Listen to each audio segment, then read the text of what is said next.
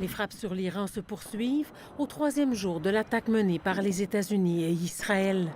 L'hôpital Gandhi, dans le nord de la capitale, de même que le siège de la télévision nationale, ont été touchés. On écoutait les informations, dit cet Iranien, et soudainement le lustre du salon est tombé devant moi et les fenêtres ont éclaté. J'ai été tellement saisi, ajoute cet homme, que je n'ai aucune idée de l'heure qu'il était. Des avions de combat et des lanceurs de missiles iraniens ont aussi été détruits. Israël a par ailleurs mené des frappes sur Beyrouth visant le Hezbollah, groupe allié du régime iranien. Plusieurs édifices de la capitale libanaise ont été atteints et la population a pris la fuite. Nous sommes partis à 3 heures du matin, dit cette femme. Je n'ai aucune idée d'où nous allons. L'Iran n'est pas en reste. Téhéran a tiré des missiles balistiques sur plusieurs villes israéliennes, créant l'inquiétude dans la population.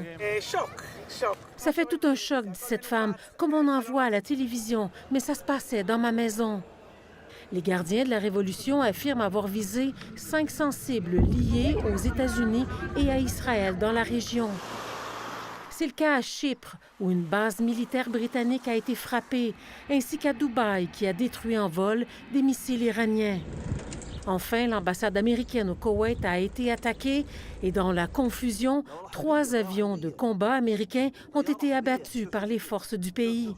Les 6 membres d'équipage ont pu s'éjecter et sont tous dans un état stable. Ici Lise Villeneuve, Radio-Canada, Montréal. On retrouve maintenant Annick Béraud à Paris. C'est aujourd'hui que le président français livrait un grand discours qui était prévu de longue date. C'est un curieux hasard sur la dissuasion nucléaire. Donc, M. Macron affirme que les frappes en Iran, ça ajoute son lot de risques et d'instabilité géopolitique.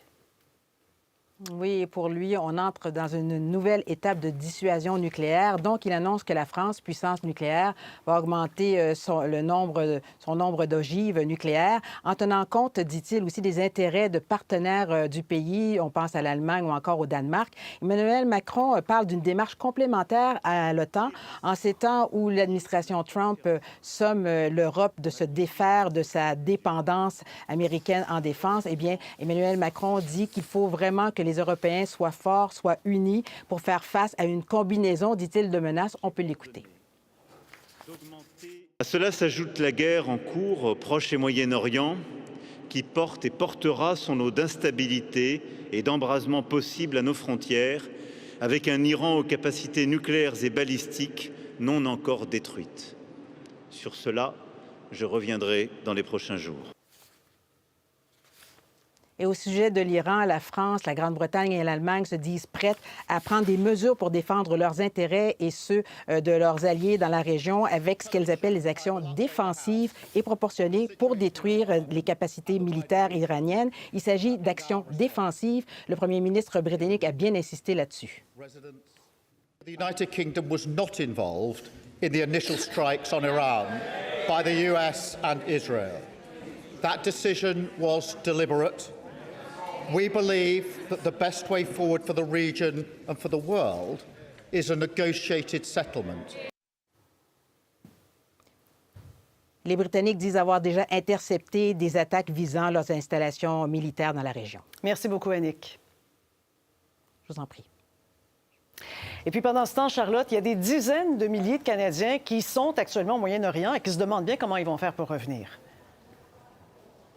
Oui, c'est ce que nous dit aussi Affaires mondiales Canada. Selon leur liste d'inscription, ce sont au moins 85 000 Canadiens ou résidents permanents du Canada qui sont actuellement dans la région, principalement aux Émirats arabes unis et au Liban, Julie.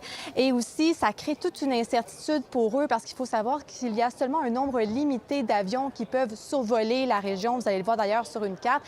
Dans certains coins, même l'espace aérien, il est complètement fermé. Alors, ça complique vraiment toute la situation.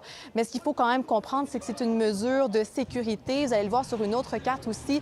Dans les derniers jours, il y a eu des représailles de l'Iran. Ça fait en sorte que ça a touché plusieurs pays du Moyen-Orient, notamment la Jordanie, le Qatar, l'Irak, Israël, Émirats arabes unis également. Alors, ces gens qui sont pris là-bas, bien, ils se demandent effectivement comment ils vont rentrer, combien de temps ils vont rester là-bas. D'ailleurs, c'est ce que se demande ce couple de Québécois que vous allez pouvoir entendre. Est-ce qu'on est ici 2 semaines? Est-ce qu'on est un mois? de ne pas savoir de ce qui nous attend. T'sais, nous, là, ben, on sait qu'on va manquer notre croisière, là, mais en tout cas, on s'est fait l'idée. C'est comme juste tannant de ne pas savoir. T'sais, comme là, on prend des médicaments, donc là, on va aller à la pharmacie voir si nos médicaments sont disponibles ici. S'ils sont disponibles ici, ben c'est pas grave, mais sinon, ben on va vérifier, on en a encore jusqu'à la fin du mois. Et Julie, c'est la première fois depuis la COVID-19 qu'il y a autant de perturbations dans l'industrie aérienne parce que vous savez, Dubaï, c'est l'un des aéroports dans le monde qui est le plus achalandé. Alors, ça fait en sorte que ça a des répercussions vraiment sur beaucoup de voyageurs, même à l'extérieur du Moyen-Orient.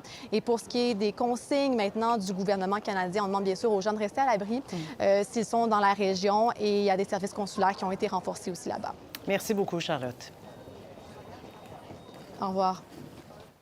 Et les frappes en Iran, ça a des impacts aussi sur le pétrole avec des perturbations du transport dans le détroit d'Ormuz. Ce sont 20 des réserves mondiales qui y transitent. On va retrouver Alexandre Pinchot qui est à Québec. On s'y attendait un peu, hein, Alexandre? Le prix du pétrole est en forte hausse là aujourd'hui. Oui, le prix du baril de pétrole avait augmenté de 13 % à l'ouverture. Ça a redescendu un petit peu. On est autour de 78 $ pour le baril présentement. Ce qu'il faut comprendre, c'est que l'Iran, c'est un joueur majeur dans l'industrie pétrolière. Pas tant pour sa production mondiale, qui est autour de 3 % mais plutôt pour son contrôle du transport du pétrole.